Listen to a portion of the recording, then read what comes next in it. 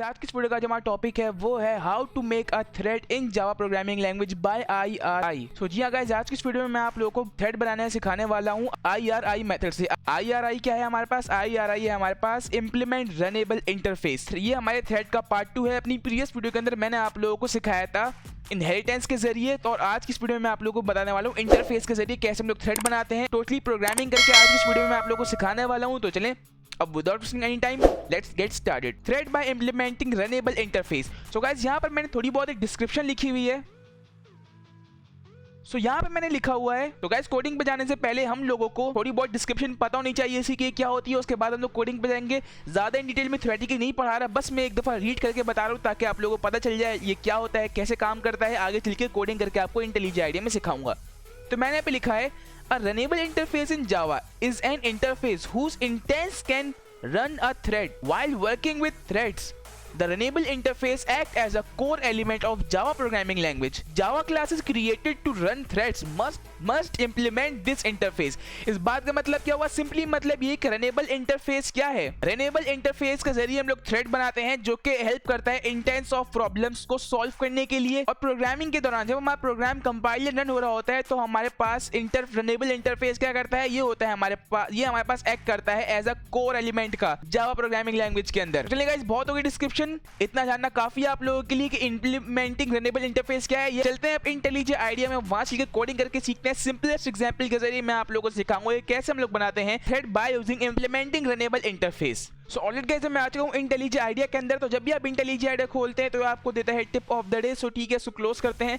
अब मैं क्या करूंगा, जल्दी से आपको रनेबल इंटरफेस समझाने के लिए मैं यहाँ पे एक न्यू क्लास बनाता हूँ। SRC पर राइट क्लिक करके न्यू जावा क्लास, एक न्यू जावा क्लास बनाऊंगा और इस क्लास का मैं नाम रखता हूँ runnable interface thread. Enter press करूंगा और अब मैं क्या करूंगा, शिफ्ट एंटर प्रेस करके मेन लिख के मैं अपना मेन मेथड यहाँ पे लाऊंगा। सिंपली मेन लिख के एंटर प्रेस करना है, बाकी काम इंटेलिजेंट आइडिया कर देगा। तो गाइस ये इंटेलिजेंट आइडिया हमारी आईडी जहाँ पे हम लोग कोडिंग करते हैं। अगर आपको इंटेलिजेंट आइडिया के बारे में नहीं पता कि क्या है तो गाइस इसके ऊपर मैंने एक वीडियो बनाई है जिसका लिंक नीचे डिस्क्रिप्शन में ऊपर आई बटन पे शो हो रहा है। तो उस वीडियो के अंदर मैंने आपको सिखाया कैसे इंटेलिजेंट आइडिया को इंस्टॉल करते हैं, स्टेप बाय स्टेप तमाम प्रोसेसिंग उस वीडियो के अंदर मैंने आपको सिखाई है। तो आप वो वीडियो जाके लाजमी देख लीजिएगा। अब हम लोग क्या करते हैं, थोड़ा बड़ा कर लेता हूँ उसको, बैक कर लेता हूँ उसको। अब मैं क्या करूंगा, अब मैं यहाँ पे बनाऊंगा एक क्लास और इस क्लास का मैं नाम रखूंगा IRI यानी इम्प्लीमेंट रनेबल इंटरफेस।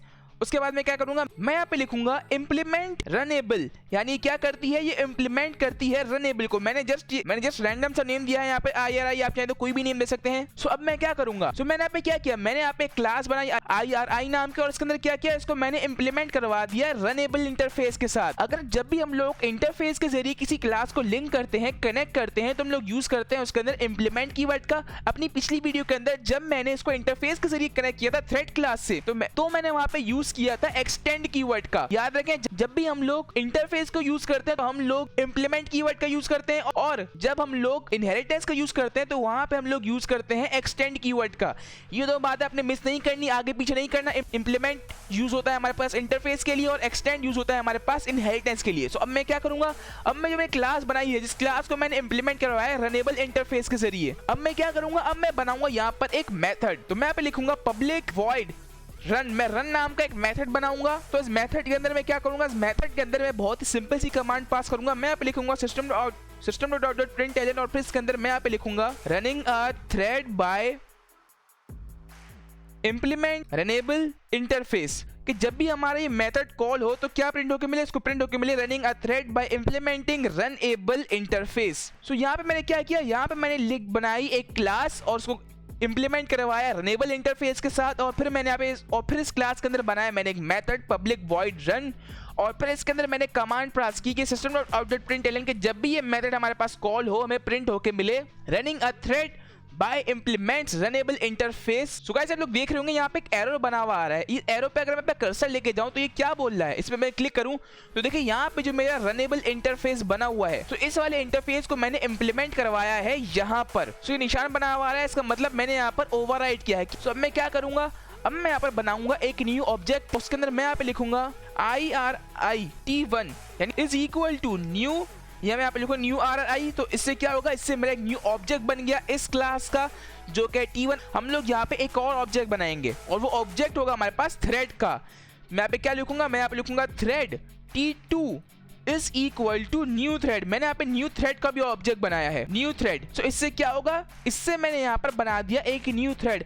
और अब मैं चाहता हूँ जो मैंने न्यू थ्रेड बनाया है यहाँ पर, जो मैं इस क्लास के अंदर मैंने इंप्लीमेंट करवाया रनेबल इंटरफेस, ताकि मैं क्या कर सकूं, मैं थ्रेड के जरिए रन कर सकूं। अब थ्रेड के जरिए मैं कैसे रन करूंगा, मैंने यहाँ पे थ्रेड क्लास को तो कनेक्ट किया ही नहीं इसके साथ, तो मैं क्या करूंगा, अपनी क्लास का न्यू ऑब्जेक्ट बनाऊंगा और उस ऑब्जेक्ट को क्या करूंगा, उस ऑब्जेक्ट को मैं ऐड कर दूंगा यहाँ पर अपनी थ्रेड क्लास के अंदर। सो इस प्रोग्राम में हो क्या रहा है, मैंने यहाँ पर बनाई एक क्लास और इस क्लास को मैंने क्या किया, इस क्लास को मैंने इंप्लीमेंट करवा दिया रनेबल इंटरफेस के साथ। और मैं चाहता हूँ कि जो मेरी क्लास बनाई है मैंने, इसको मैं डाल दूं किसी थ्रेड के अंदर और फिर मेरा थ्रेड इस क्लास को डील करे और जो प्रॉब्लम इसके अंदर हमारे पास है उसको सॉल्व करे।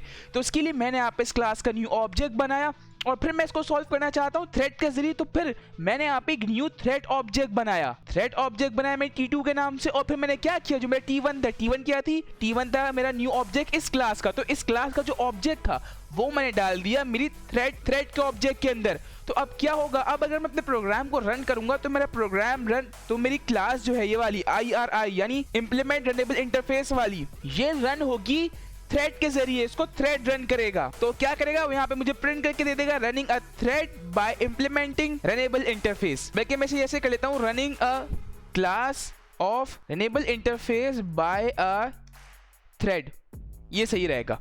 तो ठीक है। सो अब अगर मैं अपने प्रोग्राम को रन करूँ तो क्या होगा, मेरा थ्रेड जो है यहाँ पर इसके अंदर क्या ऑब्जेक्ट मौजूद है, इसके अंदर मौजूद है T1। मेरा थ्रेड क्या करेगा, वो डील करेगा T1 के साथ। तो ये देखिएगा भाई T1 जो है वो मेरा ऑब्जेक्ट है IRI क्लास का, तो वो क्या करेगा, वो सीधा IRI क्लास के पास जाएगा और यहाँ पे देखिएगा कि इसके अंदर क्या प्रॉब्लम्स है। इसके अंदर एक मेथड है पब्लिक वॉइड रन, और क्या करता है, और वो मेथड क्या मांग रहा है, वो मेथड मांग रहा है कि उसे प्रिंट करके दो running a class of runnable interface by a thread. तो देखते हैं क्या ये हमें रन करके देता है ही नहीं। तो चले आइए क्या करते हैं, मैं यहाँ पे बनाता हूँ यहाँ पर T2 डॉट स्टार्ट। मैं इसको स्टार्ट करना चाहता हूँ। ये स्टार्ट क्या है गाइस, ये स्टार्ट हमारे पास एक मेथड है।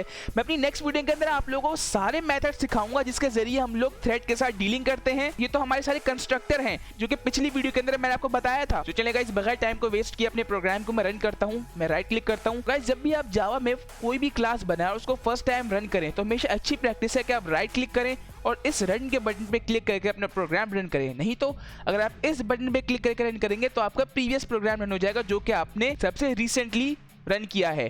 तो देखिए मेरा प्रोग्राम वो यहाँ पर सेट हुआ है। तो मैं क्या करूंगा, इस रन के बटन पे क्लिक करके अपना करंट प्रोग्राम रन करूंगा। तो मैंने क्लिक किया यहाँ पर, देखिए मेरा प्रोग्राम अब कंपाइल एंड रन हो रहा है।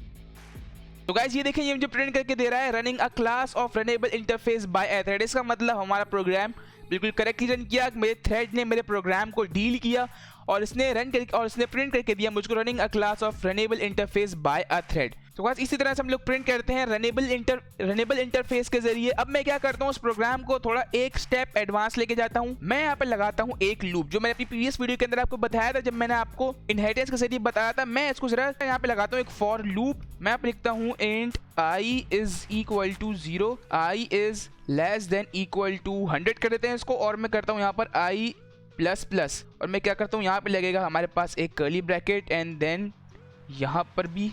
ठीक है, अब मैं क्या करता हूँ, इस पूरे को अपने क्लास में यहाँ से कॉपी करता हूँ, इसको एक दफ़ा दोबारा पेस्ट करता हूँ ताकि हम थोड़ा सा इसको एडवांस लेवल पे ले जाएं और हम दो क्लासें एक टाइम रन करें। इसको मैं कर देता हूँ IRI1 और इसको मैं कर देता हूँ RI2, और इसको यहाँ पर भी जो मैंने पहले को ऑब्जेक्ट बनाया था इसको कर देता हूँ मैं यहाँ पर 2, इसको भी 2 नहीं सॉरी इसको कर देता हूँ मैं यहाँ पर 1, इसको भी 1। अब यहाँ पे क्या हो रहा है आपने बहुत गौर से देखना है। मैं क्या कर रहा हूँ, मैंने यहाँ पे बना दिए दो क्लासेस इंप्लीमेंट रनेबल इंटरफेस के जरिए। तो मैंने यहाँ पे बोला जो मेरा पहली क्लास है वो क्या करती है, वो बोलती है कि मुझे प्रिंट करके दो running a class of runnable interface by a thread 100 मरतबा, और उसी टाइम पे उसी रन टाइम पे हमारी मेमोरी में एक और इंप्लीमेंट रनेबल इंटरफेस रन हो रहा है। क्या वो क्या कह रहा है, वो कह रहा है मुझे भी प्रिंट करके दो 100 दफा running a class of runnable interface by a thread. अब एक काम करता हूँ, मैं इसमें थोड़ी चेंजेस कर देता हूँ। मैं करता हूँ यहाँ पर, मैं लिख देता हूँ यहाँ पर सेकंड क्लास। मैंने यहाँ पे सेकंड क्लास लिख दिया जस्ट फॉर श्योरिटी कि ये हमें पता चल सके कि ये पहली क्लास का है और ये दूसरी क्लास का है। ठीक है, अब मैं क्या करूंगा, अब मैं इसका वेरिएबल चेंज करके इसको जे कर देता हूं यहाँ पर, क्योंकि एक क्लास के अंदर हम लोग सेम नाम के वेरिएबल को दो जगह सपोज नहीं कर सकते, इसके लिए हमें चेंज करना पड़ता है। तो मैं यहाँ पे कर दूंगा उसको जे, मतलब एक दफा मैंने यहाँ पर अगर i कर दिया तो मैं i को दोबारा सपोज नहीं कर सकता। क्यों, क्योंकि मैंने इस i को, जो मेरा इंटीजर i है, इसको मैंने बता दिया कि ये मेरा है, ये मेरे इस लूप के अंदर है और ये क्या करता है i, और इस i के अंदर मौजूद है मेरे ये वाली कमांड। तो दूसरा वाला जो मेरा लूप है मैं इसके अंदर सेम वेरिएबल का यूज नहीं कर सकता क्योंकि यहाँ पे कमांड डिफरेंट है। तो इसके लिए आप लोगों को पता ही होगा, मैं बहुत ज्यादा डिटेल में नहीं जा रहा, मैंने अलग वेरिएबल को चूज कर लिया। अब मैं क्या करूंगा, वही काम इसके लिए भी ऑब्जेक्ट बनाऊंगा, कॉपी करता हूँ, इसी को मैं पेस्ट करता हूँ। मैं तो यहाँ पे कॉपी पेस्ट कर रहा हूँ, लेकिन आपने कॉपी पेस्ट नहीं करना, आपने प्रॉपर इसको लिखना है। मैंने भी यहाँ पे कॉपी पेस्ट किया था, लेकिन आपने बिल्कुल भी नहीं करना गाइस। अगर आप कॉपी पेस्ट से करते हैं तो आप प्रॉपर्ली प्रोग्रामिंग नहीं सीखेंगे। मैं तो कॉपी पेस्ट इसलिए कर रहा हूँ क्योंकि मैं टाइम बचाना चाहता हूँ और बहुत शॉर्टली और क्विकली आपको समझाना चाहता हूँ, तो इसलिए मैं कॉपी पेस्ट करता हूँ। लेकिन आपने नहीं करना, आपने टोटली प्रोग्रामिंग करनी है और अच्छे से सीखना है ताकि आप लोगों को जावा समझ में आ सके और आपका टाइम वेस्ट ना हो। तो मैं क्या करूँगा, जो मेरी दूसरी क्लास है IRI2 की, तो उसके लिए मैं ऑब्जेक्ट बनाऊंगा और इसको मैं कर दूंगा यहाँ पर 2, इसको भी मैं कर दूंगा यहाँ पर, और इसको मैं चेंज करके कर दूंगा यहाँ पे 3, और इस थ्रेड को भी यहाँ पर 3। ठीक है, ऑल ओके। अब मैं क्या करूंगा, तो मैं क्या करता हूँ, मैं इसको कॉपी करता हूँ यहाँ से रन करने के लिए दूसरी क्लास को, ताकि आप लोगों को समझ में आ सके। मैं ज्यादा कॉम्प्लेक्स इस प्रोग्राम को नहीं बना रहा, मैं इसको जितना ईजी हो सके उतना ईजी बना रहा हूँ ताकि आप लोगों को समझने में इसको आसानी हो। तो इसके लिए मैं क्या करूंगा, मैंने यहाँ पे इसको कॉपी पेस्ट किया। मैं क्या करूंगा, मैं एक न्यू थ्रेड ऑब्जेक्ट बनाऊंगा T4, और इसको भी मैं कर दूंगा यहाँ पे T4, और यहाँ पे मैं डाल दूंगा T2 को। तो मैंने क्या किया, यहाँ पर मैंने एक थ्रेड नहीं बनाया, मैंने यहाँ पे 2 थ्रेड क्लास बना दिया और इन दोनों के अंदर अपनी एक प्रॉब्लम डाल दी और फिर इसके अंदर अपनी एक प्रॉब्लम डाल दी। नहीं, मैंने क्या किया, और यानी मैंने यहाँ पे 2 थ्रेड क्लास बनाई और इसके अंदर डाल दिया मैंने अपनी एक ऑब्जेक्ट को। लेकिन जो 2 थ्रेड क्लास मैंने बनाई है, ये मैंने थ्रेड क्लास के न्यू ऑब्जेक्ट बनाए हैं। ये मेन थ्रेड क्लास एक ही है, ये इसके मैंने अलग अलग ऑब्जेक्ट बना दी हैं। मैं चाहूँ तो इसका भी न्यू ऑब्जेक्ट बना सकता हूँ। इसको अगर मैं यहाँ पे कॉपी करूँ, मैं यहाँ पे इसको पेस्ट करूँ और मैं यहाँ पे T5 कर दूँ, तो देखिए मेरा न्यू ऑब्जेक्ट बन गया इस एक ही क्लास को। तो क्लास तो मेरी एक ही है, ये वाली मेन क्लास, लेकिन इसके मैंने ऑब्जेक्ट तो मैं काफी सारे बना सकता हूँ। तो इसीलिए मैं आपको बता रहा हूँ यहाँ पर कि थ्रेड क्लास मेरी एक ही है और इसके मैंने बहुत सारे ऑब्जेक्ट बना दिए। तो थ्रेड क्लास मेरे पास एक ही है, उसके मैंने 2 ऑब्जेक्ट बना दिए। मैं चाहूँ तो और भी बना सकता हूँ और प्रॉब्लम्स दे सकता हूँ उसको। तो इसलिए मैंने क्या किया, यहाँ पर मैंने 2 अलग अलग ऑब्जेक्ट बना दिए ताकि आप लोगों को इजीली समझ में आ सके। मैंने क्या किया, मुझे यहाँ पर थ्रेड के जरिए अपनी कॉम्प्लेक्स प्रॉब्लम को सॉल्व करवाना था by using implementing runnable interface, यानी इंटरफेस के जरिए। तो मैंने क्या किया, ठीक है भाई कोई बड़ी बात नहीं है, मैंने पहले यहाँ पे बना दी है क्लास IRI1 नाम की, और मैंने बोला क्या करती है, ये इंप्लीमेंट करती है मेरे रनेबल इंटरफेस को, और इसके अंदर बना दिया मैंने एक मेथड। और ये मेथड बहुत ही सिंपल सा है। ये बोलता है कि भाई मेरे पास है एक वेरिएबल I जो का स्टार्ट होता है 0 से और वो जाता है 100 तक, लेस इन इक्वल टू 100 यानी 100 तक जाता है। और क्या होता है I++ यानी हर जब भी यहाँ पर I++ की वैल्यू बढ़ती रहेगी तो ये बढ़ता रहेगा कहाँ तक जाएगा, 100 तक। और सेम उसी टाइम पे मैंने बना दिया यहाँ पे एक और क्लास IRI2 नाम की जो क्या करती है, वो भी इंप्लीमेंट करती है रनेबल इंटरफेस को, यानी यहाँ पे भी इंटरफेस के जरिए मैंने इंप्लीमेंट करवाया है। और इसके अंदर भी मैंने एक सेम ऑब्जेक्ट बनाया है जो इसका काम बिल्कुल सेम है, वो भी रन करके देता है एक स्टेटमेंट, लेकिन उसकी स्टेटमेंट में थोड़ी बहुत चेंजेस है कि यहाँ पे है सेकंड क्लास और इसमें सेकंड क्लास नहीं है। एक काम करता हूँ, मैं यहाँ पे जरा इसको कॉपी करता हूँ और यहाँ पे मैं इसको पेस्ट करता हूँ, देन मैं यहाँ पे कर देता हूँ फर्स्ट क्लास। ठीक है, यहाँ पर तो पता चलेगा ये फर्स्ट क्लास के लिए, सेकंड क्लास के लिए। और मैंने क्या किया, मैंने बोला ये भी 100 टाइम जाता है J के जरिए। और लूप तो आप लोगों को पता ही होगा यार, मैं आप लोगों को और इन डिटेल में इस तरह कॉम्प्लेक्स नहीं बना रहा, सिंपली बस मैंने लूप लगा दिया यहाँ पर कि ये लाइन मुझे 100 टाइम प्रिंट होके मिले और ये लाइन भी मुझे 100 टाइम प्रिंट होके मिले। लेकिन ये जो दोनों प्रोग्राम है मैंने क्या किया, मैंने दोनों का एक न्यू ऑब्जेक्ट बना लिया। और फिर मैं क्या किया, मेरा जो मेन मकसद था कि इनको थ्रेड के जरिए सॉल्व करवाना, कि थ्रेड के जरिए मैं देखना चाहता हूँ कि वो कैसे डील करता है मेरे दोनों क्लासेस के साथ और किस तरह से मुझे प्रिंट करके देता है मेरा रिजल्ट। मैंने यहाँ पे एक न्यू थ्रेड ऑब्जेक्ट बनाया था, उसके अंदर डाल दिए मैंने अपनी दोनों क्लासेस के ऑब्जेक्ट्स को। तो मैंने क्लासेस के जो न्यू ऑब्जेक्ट बनाए थे, इन ऑब्जेक्ट को डाल दिए मैंने इस क्लास के अंदर और मैंने बोला कि भाई थ्रेड क्या, अब तुम स्टार्ट हो जाओ। स्टार्ट मतलब अपने आप को स्टार्ट करो और फिर मुझे रन करके दो मेरे ये दोनों क्लासेस के अंदर जो कमांड पास हो रही हैं। और क्या पास हो रही है कि रन करके दो इस लाइन को 100 टाइम और इस लाइन को भी 100 टाइम। लेकिन ये जो प्रोग्राम रन हो रहा है ये मेरी मेमोरी में एक ही साथ रन होगा। लेकिन अगर तो मैं यहाँ पर थ्रेड नहीं बनाता और बारी बारी T1.start T2.start करता, अगर मैं थ्रेड नहीं बनाता तो क्या होता, ये लाइन वाइज चलता। लाइन वाइज कैसे चलता, ये सीक्वेंस वाइज आता। देखता भाई सबसे पहले ये वाली क्लास है तो इस लाइन को मुझे 100 टाइम प्रिंट करके दे देगा, फिर नीचे आएगा, फिर इसको देखेगा, बोलेगा यहाँ पे क्या कमांड है, बोल रहा है कि भाई यहाँ पे भी 100 टाइम प्रिंट करना है तो वो इसको भी 100 टाइम प्रिंट करके देगा और मेरा प्रोग्राम एंड कर देगा सिंपली। लेकिन मैं चाहता हूँ कि थ्रेड के जरिए प्रिंट होके मिले। अगर मैं पे थ्रेड नहीं भी लगाता तो भी ये प्रोग्राम मेरी मेमोरी में एक साथ ही रन हो रहा है, लेकिन इनको सॉल्व करने का जो तरीका है वो है कि सीक्वेंस वाइज हो। अगर मैं तो थ्रेड नहीं लगाता तो क्या होगा, तो सीक्वेंस वाइज होगा। तो सीक्वेंस वाइज इन दोनों पहले ये प्रिंट करके देगा, फिर इस लाइन को प्रिंट करके देगा 100 टाइम। लेकिन अब क्योंकि मैं लगा दिया यहाँ पे थ्रेड, मैंने थ्रेड क्लास का यहाँ पे इस्तेमाल किया, मैं मल्टी थ्रेडिंग कर रहा हूँ यहाँ पर, तो मैंने थ्रेड का यूज किया और मैंने इन दोनों क्लासों को ऑब्जेक्ट को डाल दिया इसके अंदर। और अब मैं देखना चाहता हूँ कि थ्रेड किस तरह से मुझे इन दोनों को रन करके देगा। तो चलिए गाइस, आई होप आपको समझ में आ गया होगा मेरे प्रोग्राम, मैंने क्या लिखा है प्रोग्रामिंग यहाँ पर। तो चलिए गाइस, अब हम लोग अपने प्रोग्राम को रन करते हैं। सो गाइस, ये देखिए इसने क्या किया, इसने किस हिसाब से मुझे प्रिंट करके दिया। मैं स्क्रॉल करके जरा ऊपर तक लेके जाता हूँ और मैं आपको दिखाता हूँ उसने क्या किया, किस तरह से डील किया।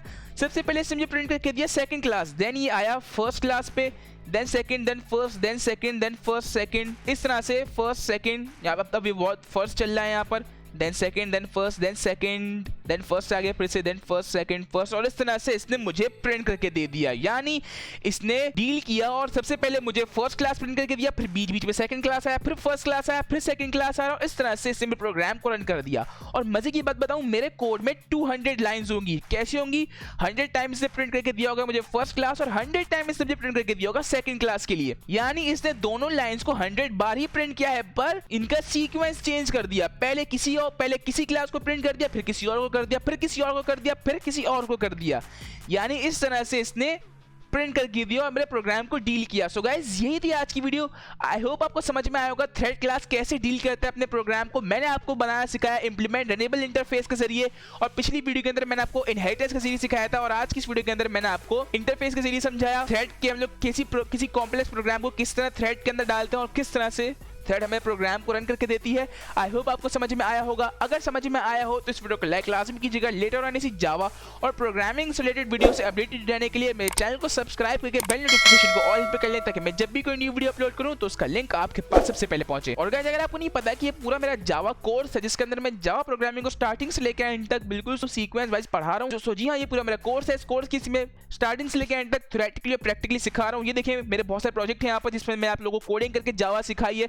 अगर आप फर्स्ट टाइम मेरे चैनल पे आ रहे हैं तो मेरे कोर्स को लाजमी विजिट कर लीजिएगा। इस कोर्स की मैंने एक प्लेलिस्ट बनाई है जिसका लिंक नीचे डिस्क्रिप्शन में ऊपर आई बटन पे शो हो रहा है, और वो प्लेलिस्ट मेरे चैनल के प्लेलिस्ट सेक्शन में मौजूद है, तो आप लोग वहां से जाके भी देख सकते हैं और जावा को स्टार्टिंग से लेकर एंड तक सीख सकते हैं, और इस प्लेलिस्ट को अपने पास सेव कर लीजिएगा। सो चलेगा, इस अभी तक के लिए बस इतना ही। मैं मिलता हूं आपसे अगली वीडियो के अंदर, जिसके अंदर मैं आप लोगों को थ्रेड के सारे मेथड्स के बारे में बताऊंगा। तो अभी तक मैंने यहाँ पर एक ही मेथड यूज किया है, डॉट स्टार्ट, और हमारे पास और बहुत सारे मेथड्स होते हैं, और उन सब के बारे में अपनी नेक्स्ट वीडियो के अंदर आप लोगों को बताने वाला हूँ। तो स्टे ट्यून विद अस, अगली वीडियो भी इंपॉर्टेंट होने वाली है। सो अभी तक के लिए बस इतना ही। मैं मिलता हूँ आपसे अगली वीडियो में, तब तक के लिए thanks for watching and don't forget to subscribe.